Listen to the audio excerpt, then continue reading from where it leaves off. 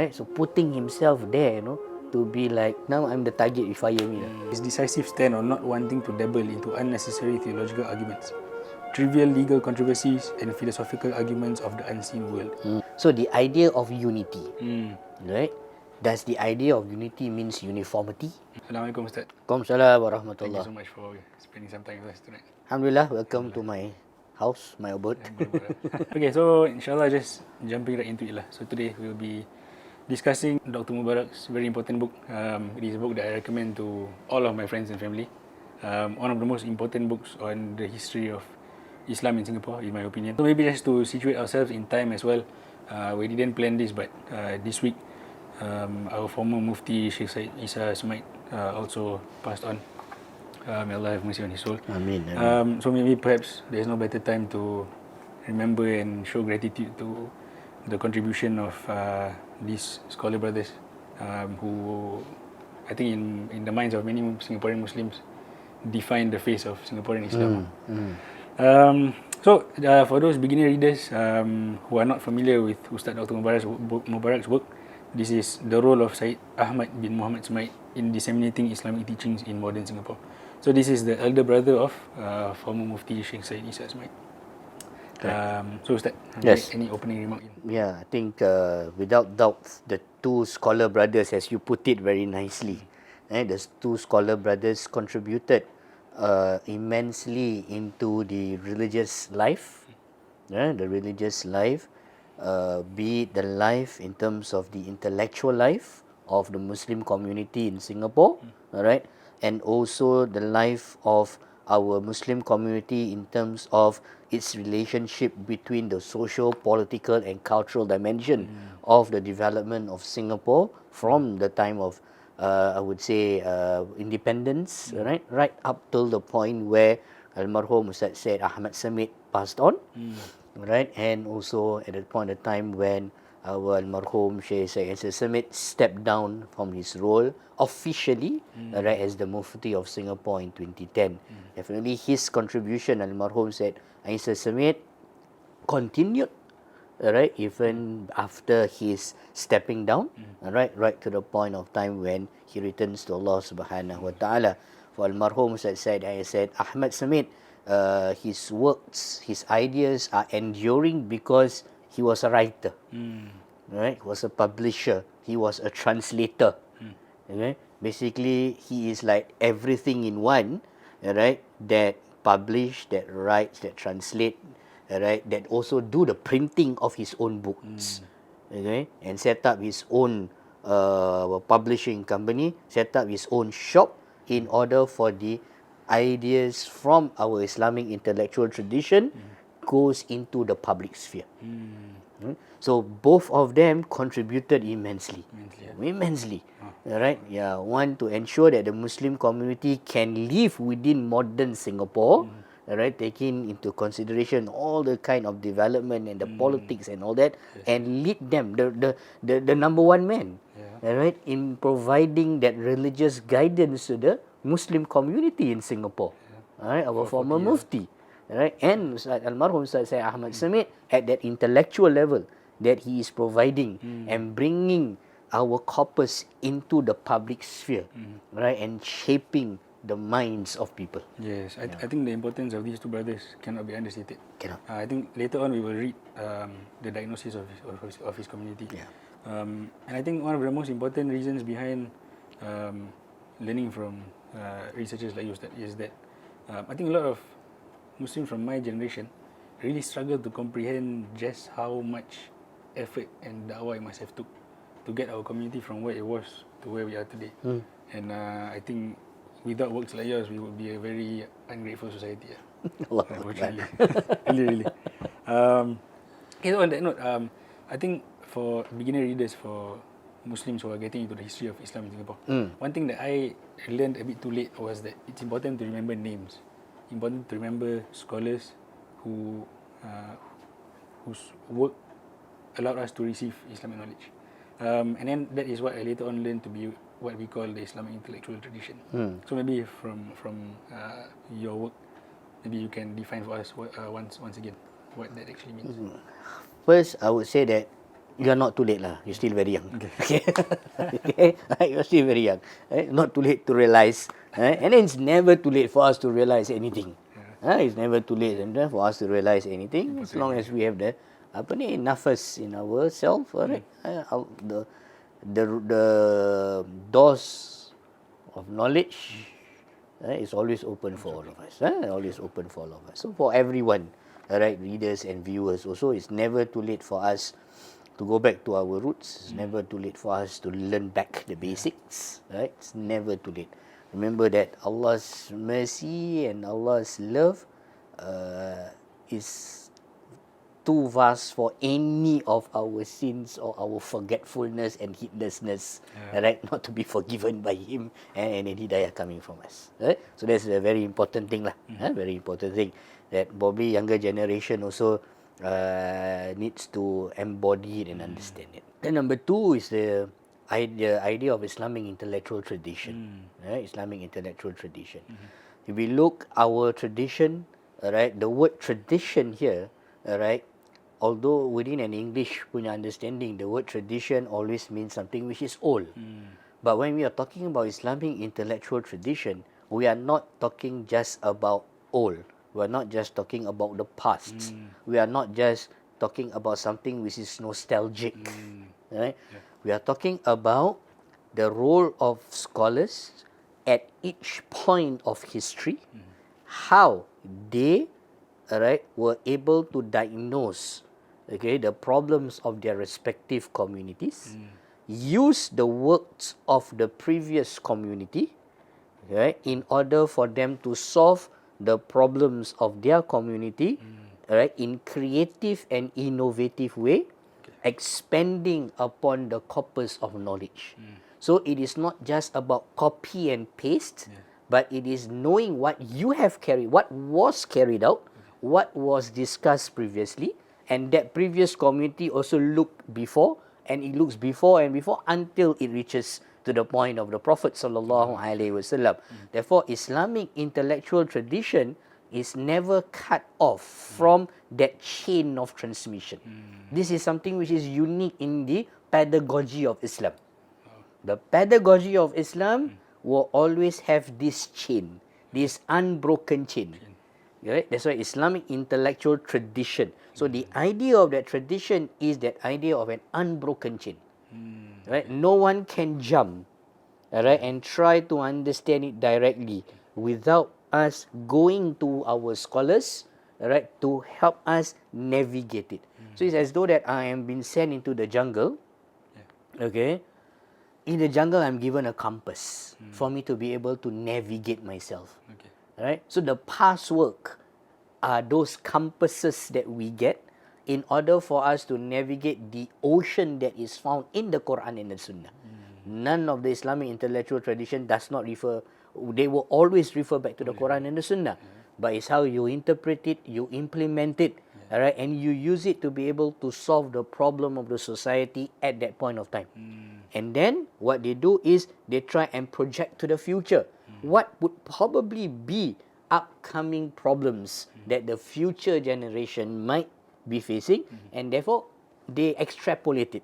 Then when it comes to the next generation, you look at their own problems, alright, you look at what is written, and then you have to be innovative in the way on how you'll deal it. So it is not about old, right? Old tradition versus modern. No, it's not about that. Right? It's about humility for us to acknowledge that, right, we need to look into the past. We need to learn from the past. Right? That's how I think Isaac Newton and many of the scientists says that I am only sitting on the shoulder of giants. And once I sit on the shoulder of giants, that's why I can see further. That's the same thing. Thank you, Ustaz. I think this definition is very important. Like I think, like you mentioned, sometimes the word tradition carries this baggage of being backwards. But in Islam, you draw strength from tradition. From tradition. And I think oftentimes when we read the books of just the past generation, we realize the answers to our problems are there already. So that's the beauty of tradition. Okay, Ustaz, so focusing back on the book, like I mentioned just now, I think the way history is you narrated here, you think you provided most of the opinions that are on the Islamization of the archipelago of Singapore, and then you went into the community pre-World War II, and then post-World War II, and then post-independence. So in this sense, I don't think any of the viewers can find a better book in the context of Singapore. So when you embarked on your master's thesis, was this the vacuum that you saw, if you can remember, 15 years ago? Yeah. First, I would have to acknowledge that the one that introduced me to go and look at Almarhum Ustaz Syed Ahmad Semait's work was Professor Khairuddin Al-Junid. Okay. So I have to acknowledge that he was the one who tell me that why not we look at that, alright, Almarhum Ustaz Almarhum Ustaz Syed Ahmad Semait, because he's right. For number one, the books are there. So to learn about the ideas and thoughts, you go into those ideas and thoughts which are legacy that is been left behind. Right? He is a scholar who is a one man who does everything, So someone whom we need to learn and understand, so that whatever character, the akhlak, the enthusiasm and everything of him has a da'i, has an ustaz, as a scholar, as an ulama, everything, businessman and everything else, as a student of Almarhum Shaykh Omar Al-Khatib, student of Shaykh Omar Al-Khatib, also has an orphan who grew up, he lost his father when he was young, and both him and his younger brother Almarhum Syed Isa, was put into the orphanage, which we now know as Darul Ihsan. And he being the eldest of all the siblings, he left that Darul Ihsan in order to work so that he can help help his mother, in bringing up his brothers and sisters. Whereas Almarhum Syed Isa Semait continued there and then studied and then went over to Al-Azhar. Whereas Ustaz Ahmad Semait didn't. Although he was in the top class at Madrasah Al-Junid during that period of time. Yeah, you wrote about it. Yes, I wrote about it inside here in that background of him. Yes. So he is a very interesting figure in that sense, from an academic point of view. From an academic point of view. Pure interest lah. It's pure interest. It's a pure interest because at that time when I was doing my masters, I was intrigued by cultural intelligence of our scholars of the past. Is it the Alawiyin you mentioned? The Alawiyins. The Alawiyins, their cultural intelligence with that spiritual maturity and intellectual depth, they are able to assimilate and acculturation, assimilation within the Malay Nusantara. So that was something that interested me. They interest me. So there were a couple of figures, that I was looking at. Habib Noor Al-Habashi, Ustaz Abdullah Al-Jufri, Ustaz Syed Ahmad Semait, because it's a master's thesis, so I had to focus only on one. Okay, thank you, Ustaz. Yep. That was great. So from here, I think we can talk a bit about Pustaka Nasional. So I just wanted to connect, also for the new viewers out there, to connect Pustaka Nasional and a bit of how important it was in the Islamic intellectual scene in Singapore with Ustaz Syed Ahmad Semait. So I think in your book you have already written how important Pustaka Nasional was. For those who are not familiar, maybe until now, if you go to your grandmother or grandfather's house, you will see a book with the iconic PN logo. And I go to KL quite often, and in all of the biggest Malaysian bookstores I know, PN books are still on the shelves.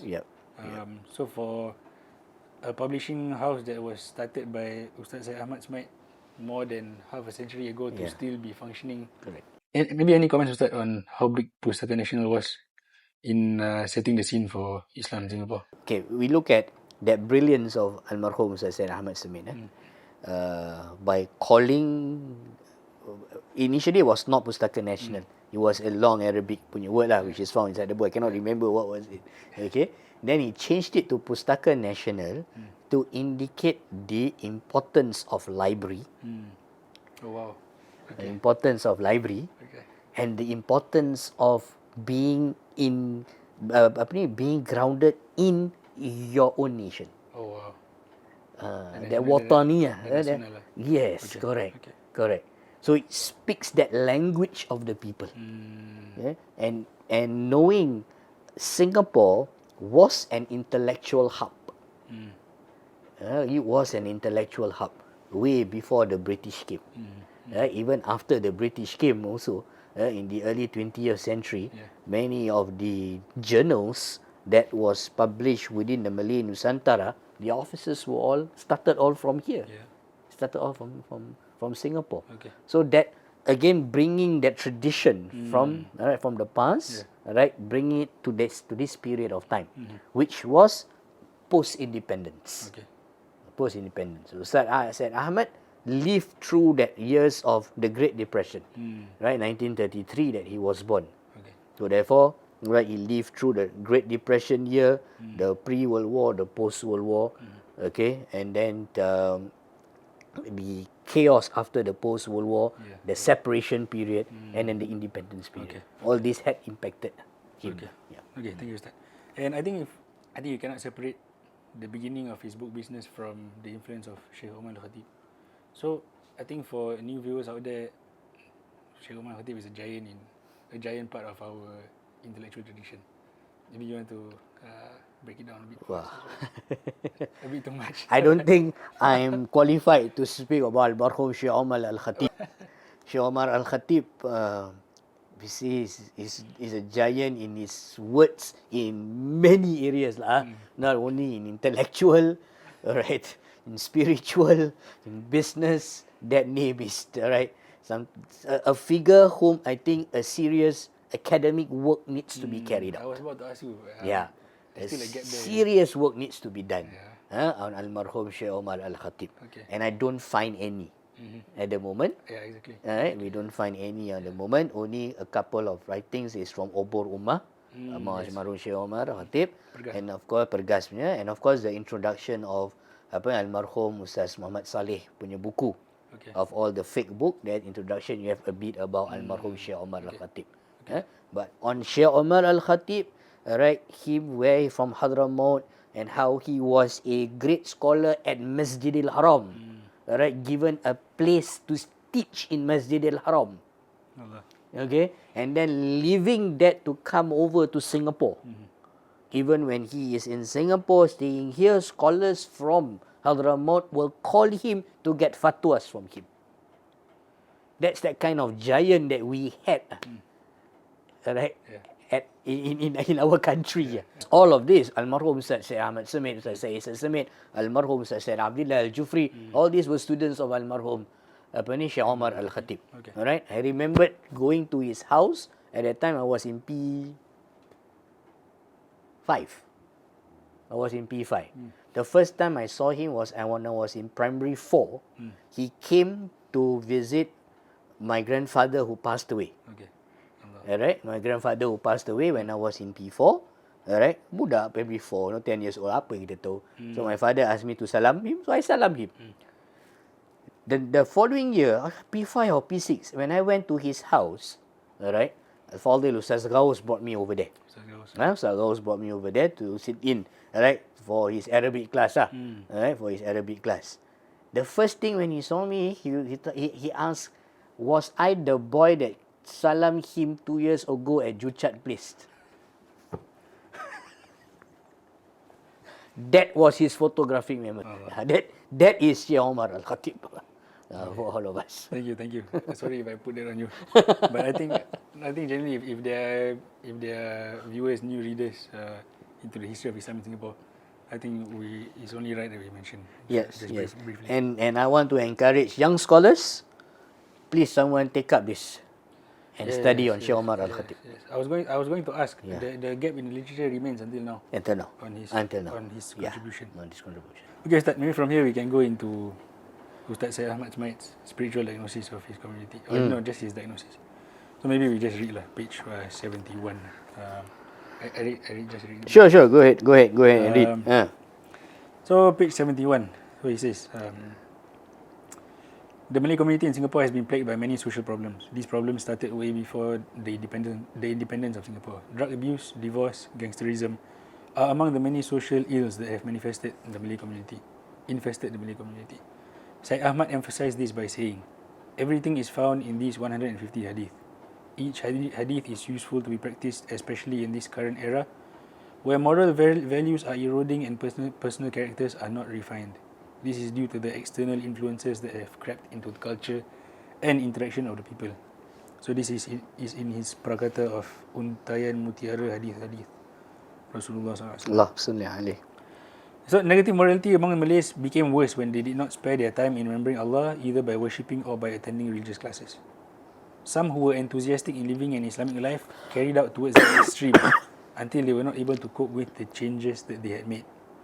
Malays were in a state of confusion between the race of the world and the requirements of the hereafter. And then Syed Ahmad reiterated this point by saying that people of this age usually do not have sufficient time to focus on thick books like the one Ihya Ulumuddin by Imam Al-Ghazzali, or for those who tried to start reading the book often find themselves lost in their journey or not able to finish the whole book. So this context and environment provided the impetus for Ustaz Syed Ahmad Semait to launch into da'wah work by producing books that could address this degrading morality among the community.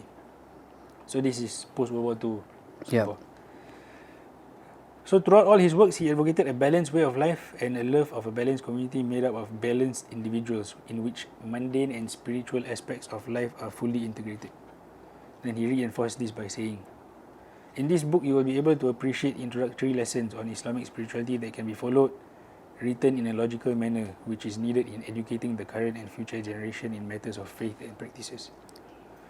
More so for this generation where many people have run away from religion due to the chase of materialistic gains until they have forgotten themselves and automatically forgotten Allah. And it is my hope that this book will be able to assist them who have lost their connection with Allah to come back to the correct path and start to hold steadfastly to the principle of Allah so that they will be saved in this world and the hereafter. So, so in this part of the book, you broke down his diagnosis. Yep. And then you also provided the context, very important context behind why this was so. You quoted Professor Rosnani Hashim. Page what? 44. Page 44. Yeah. So here you mentioned, the Malay-Indonesian world confronted many social challenges, especially after its subjugation by the West through colonialism, beginning as early as the 16th century and in the later period of modernization. The intrusion of Western values and cultures in the Malay world caused a lot of changes and disruption to the local communities, religious institutions and traditions. And then she continues, but the Muslims' later contact after the 18th century seemed to be more influential, for it did not only transform the social life, local communities, the religious institutions and traditions, but also seemed to capture the minds and the intellect. Yeah, so this is the context that I feel like many students of the history of Islam in Singapore tend to miss out on. Okay. The long view of history. I think they forget that, correct me if I'm wrong, that for 400 years, the colonial powers were quite actively trying to convert us out of Islam. They were suppressing a lot of religious scholars. I mean, from the time Malacca was invaded by Portuguese, the scholars were always on the run, and then Aceh became I think you covered this a bit, Aceh became the Islamic Intellectual Center after that. So by the time by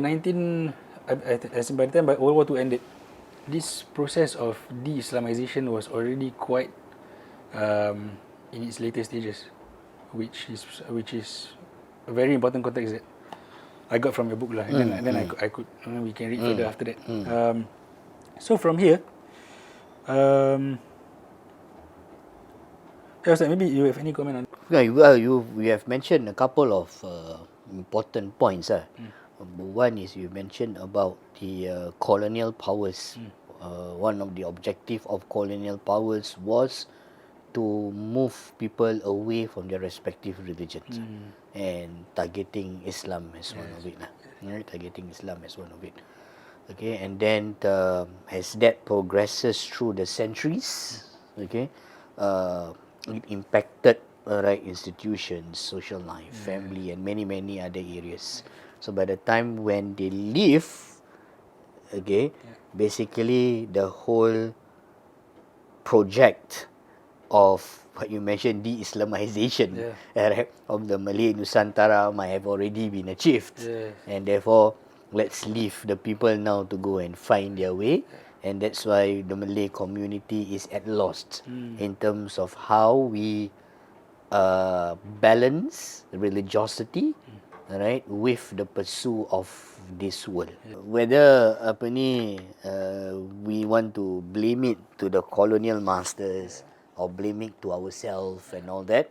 Okay, there are many other works that has been written that shows the external and the internal factors that are working.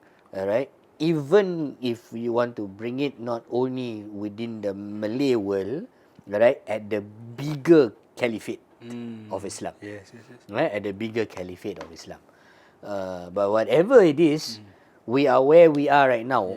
We are where we are right now. Importance to know that these are history that has happened. Yeah, I mean, we can study it, we can point out these other things, but then if we do not do anything, right, nothing is going to improve.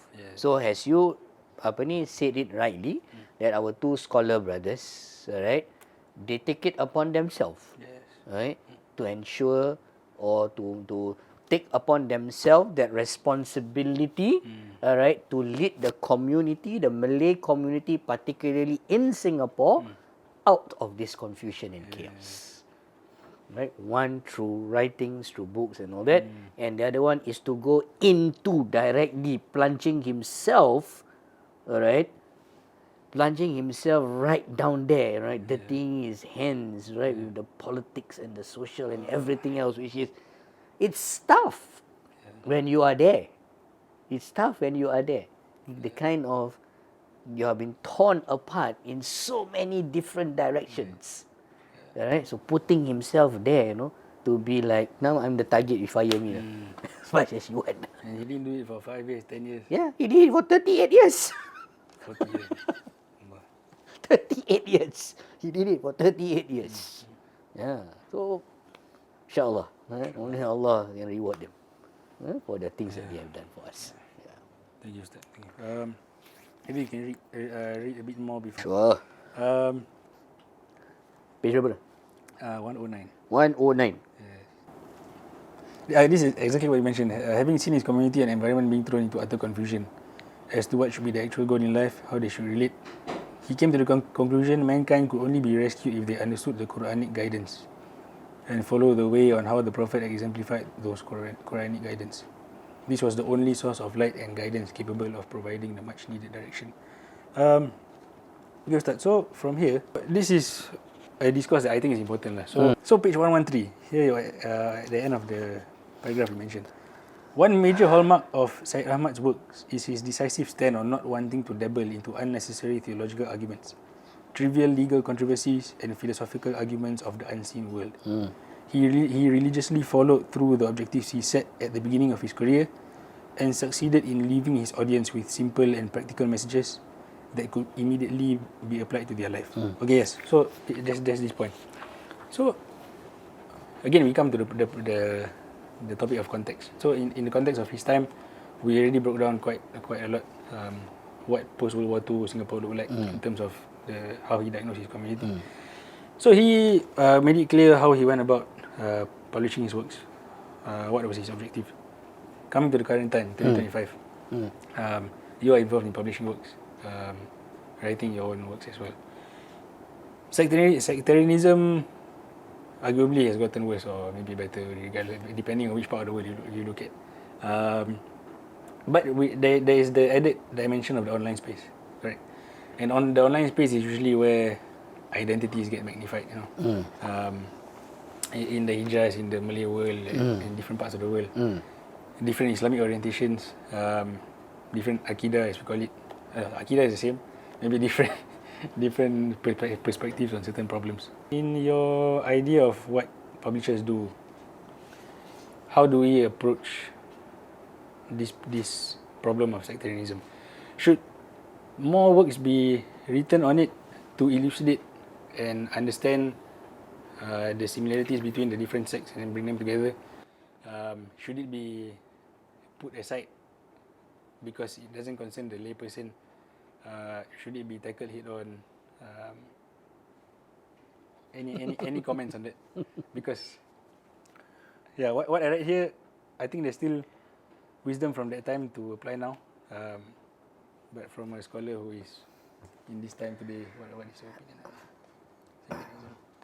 opinion? This one requires a postgraduate course for 14 weeks of lecture to deal with this. Now, can we solve sectarian issues? I don't think we can. All right. Can we unite everybody to think in one way? No, definitely not. All right. So the idea of unity, right? Does the idea of unity means uniformity? Okay, it's yes and no. It's a yes and a no. All right. There is uniformity, all right, within our akidah. There is uniformity within our ibadah. Right? Our pillars of Islam, right? Our rukun iman, that's uniformity for every one of us. If there's no uniformity, nobody can go to Hajj. You need that uniformity in order for the whole Hajj rituals to carry out. For all of us to pray together at one time, irrespective of where we come from, all right, and agreed upon that identity of a Muslim, that we need to face the Qibla. Right? That we are celebrating Eid and all that. So, an idea of unity is 100% equals to uniformity, right? It's yes and no lah. Some aspect, yes, we are uniform, right? In term, we are the same. These are the to me, these are the fundamental characteristic that define us as a Muslim ummah. Okay? But apart from all this, we are different. Okay? Apart from all this, we are different.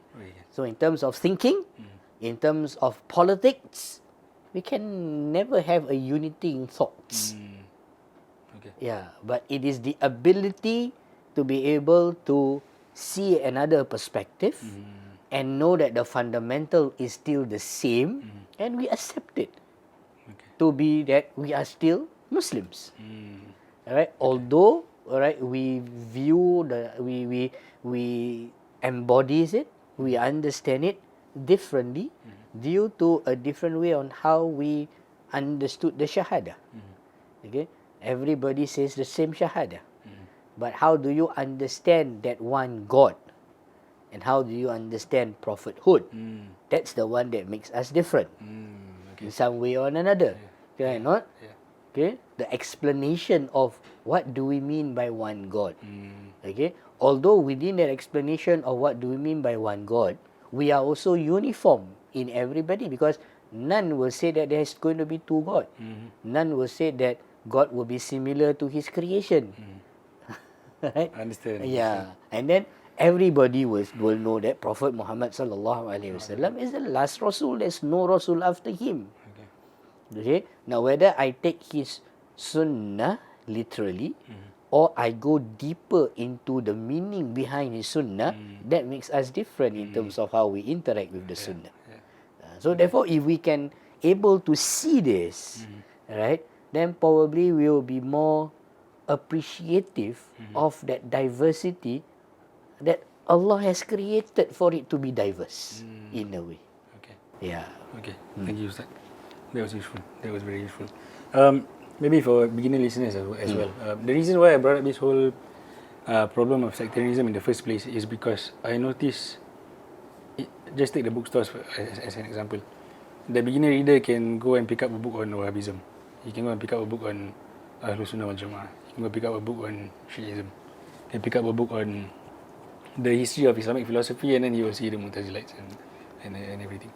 In my mind, the difference, am I right to say that the differences between people who subscribe to these different identities should still be known, or do you feel like the lay Muslim in the time that we're in today is still quite safe if he just doesn't know anything about these things? Well, I'm not too sure whether it is good to make certain things more on the public domain, right, or certain things you don't.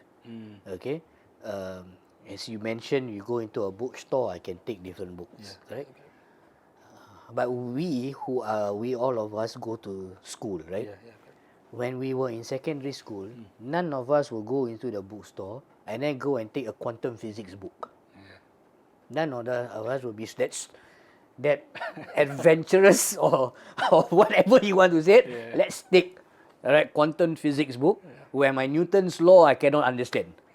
We will not do that, right? That gradual punya education is what also we know as adab, right? Right? So naturally, our education system in the secular world somehow or other embedded that adab for the non-religious sciences. But what is missing is that idea of adab within our religious sciences is missing. Okay. And to extend from that point, so this is where I feel many of these questions come from my experience in university, because that adab is missing when it comes to discussions on Islamic history, Islamic identities. So yeah, as in your interactions with maybe university students or do you feel that adab is missing, regardless of what background you're from? Emphasis should still be on the fardu ain first, and then is that the adab you're talking about? You see, what happens when we look at how we have been educated is that our understanding of Aqidah, right, is a kindergarten understanding of Aqidah from the time we went to kindergarten until we graduated from university. Okay? Our intellectual capacity was developed. Okay? But our understanding of Aqidah was still at infant. So therefore, that intellect that has been developed, when I look at this content, I find this content like a bit, because my mind is already sharpened, criticality and all that. But that didn't go up. Follows that whole development of us. Okay? So somehow or other, when we start to realize, we want to a bit, can I do some shortcut lah? Can I do some shortcut lah? Okay? And the best shortcut is social media right now lah. Seems that I can get everything from there. ChatGPT. And ChatGPT, okay, everything from there I can get from there, and thinking that, because I have developed my intellect, through school and university, I can straight away apply that also to the religious contents. Which, yes and no. Some people can, some people cannot. Right? Some people can, some people cannot. Right? We learn sifat 20 daripada kecil. We can read it. We can sing it. Right? Wujud, kidam, bakar and all that. Okay? But what's our understanding of wujud in primary school? Allah ada lah. Right? Allah takkan tak ada. Right? That's our understanding. So what's the understanding of wujud at university is supposed to be? That God is the necessary existence. All others are possible existence. And possible existence, will have its different causes. If you want to follow the Aristotelian causes, then you put in the Aristotelian causes. Why that causes itself, when all four are there, it can give rise to, within the possible existence, it becomes necessary and possible. So this kind of discussion about wujud needs to go to that level. Yes. But we don't get that. We don't get that. Okay? So when we find something like that, which comes from somewhere else, we like, wow. Yeah, exactly. Right? I am quenching my thirst for that intellectual punya curiosity that I have. Right? So that is exactly what I mean. So what you just mentioned, that is what sifat 20, that is Asy'ari akidah. That's Malay world. Malay world. Okay. Malay world that is 20 sifat 20. Although it's Asy'ar, right? Yes. It's a Malay rendering of Ihya Ulumuddin, of Qawaidul Aqaid, okay, that comes over to this part of the world. Why I say it's Malay rendering, I checked this with some of my professors who are not from the Malay, from the African continent, who are also Sunni. They said, no, we never learned these 20 attributes. I got surprised. My professor told me, no, we didn't look it from these 20 attributes as how the Malay world looked at it. Yeah, sifat 20 you don't hear anywhere else. Yeah, anywhere else. Yeah. They stop at, usually just stop at 13 or 7. Okay. Ours is 20. Okay, Ustaz, this is exactly what I wanted to go into. So, in my mind, the Ash'ari Aqidah contains the tools to engage a lot of questions of science. It helps us completely destroy the religion-science split that is perpetuated by a lot of professors out there. So in my going out and telling my friends, okay, go for Aqidah classes, etc., etc. Is that considered? But again, at which level are you going into the discussion? So you start from Aqidah Awam and then you go into. Yeah, so yeah, again, it depends on apa ni. It's not about that akidah, right? Yeah, it's about the arguments that is supporting your belief of this akidah. Right? Because the arguments needs to be a bit more sophisticated. Yes. Okay, to help you, because as you are exposed to different other worldviews that is coming about, therefore you need to have that same sophistication in order to help you be tied to that akidah. Yes. So the akidah is fixed. Right? Akidah ain qaf dal. Akal ain qaf lam. So only the last alphabet is different, you know. Okay. The other two alphabets are the same. So memang akidah is very intellectual in a way, so that the tie that you do, aqaid is to tie, akal is to tie. Right? That knot needs to be strong. When does the knot becomes loose? When we are exposed to another form of argument that comes in. Therefore, I need to make a bit more sophisticated in terms of my argument. Now, what is the methodology that we use, right, in order for us to build these arguments? Correct? So the argument, the arguments that I can use, for me, I can use the methodology of the Ash'ari, right, and all the later kalam scholars. Okay, I can also look at how the Filasuf does it, right? How the Shias does it, right? Because these are tools and methodology in making, right, arguments, right, in order for my aqidah to be tightened back, because I'm exposed to different things. Understand. Right? But no one within all this firaq will say that Allah don't wujud. Okay. Everybody will say Allah wujud. Okay. No one will say Allah is a possible existence. No, everyone will say that Allah is a necessary existence. Without His presence, all of us will not be there. Okay. That is the what I've been trying to get at. Thank you so much, Ustaz. So for those who are watching or listening, as we engage with the intellectual problems of our time, keeping our aqidah intact, the foundational beliefs are uniform across. Yeah, correct. Yeah. So if you talk about follow-up from here, as you read the last part of the book just now, right? Okay. Mana tadi you baca tadi? 113. Sorry, page 109 tu. 109. Right? Having seen his community and environment being thrown into utter confusion as to what should be their actual goal of life and how they should relate life, he came to the conclusion that mankind could only be rescued if they understood the Quranic guidance and followed the way of how the Prophet exemplified those Quranic guidance. This was the only source of light and guidance capable of providing the much needed direction. No scholars will not say this. All scholars will say this. Our guidance is the Quran and the Prophet. No one else. Right? No other source except these two. Right? But it's how do we assess this? How do we understood this? How we make this relevant?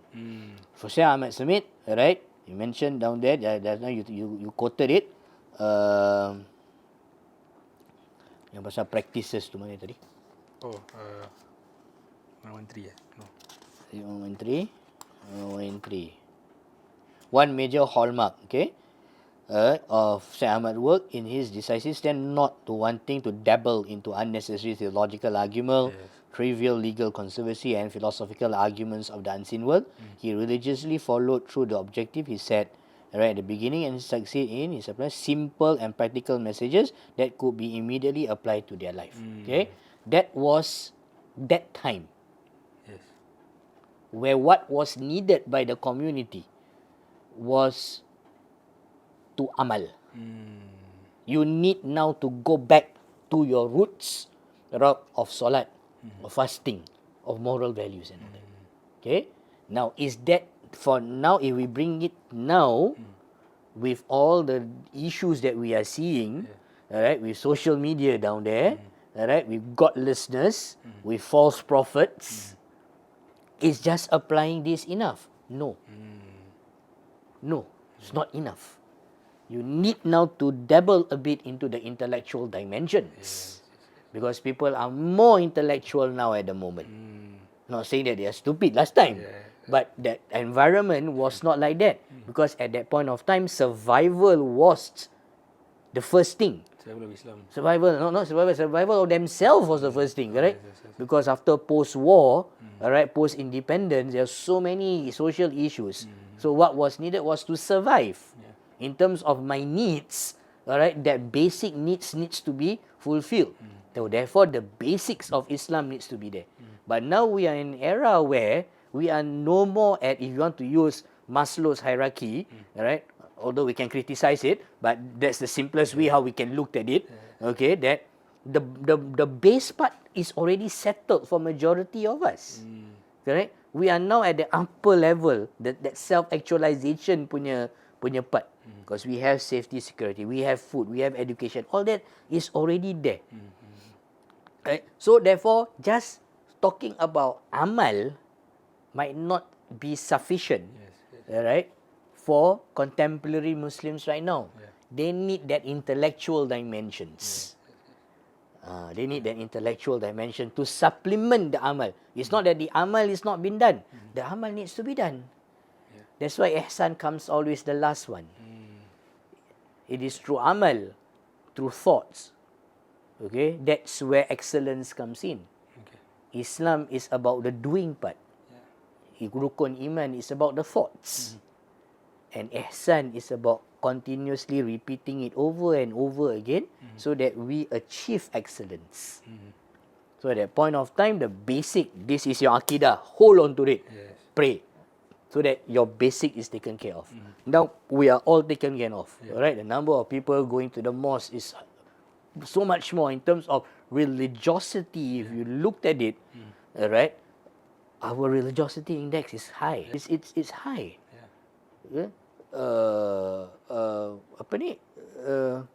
Awareness. Right? I think there is no religion other than Islam, okay, where so many people go for religious classes at night. No other religion, I think. Right? So many institutions.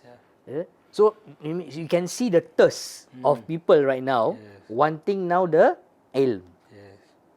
Not just the amal. I want to make sense of why I am doing things. So now the engagement now has to step up our engagement. Asatizahs need to step up their engagement. Not only at the level of amal, but at the level of the intellect. Ustaz, so practical steps moving on from what you just said, because I completely agree, and I think you are echoing the advice of many other scholars as well. In order to cure the intellectual thirst, I think amongst many university students from all walks of life,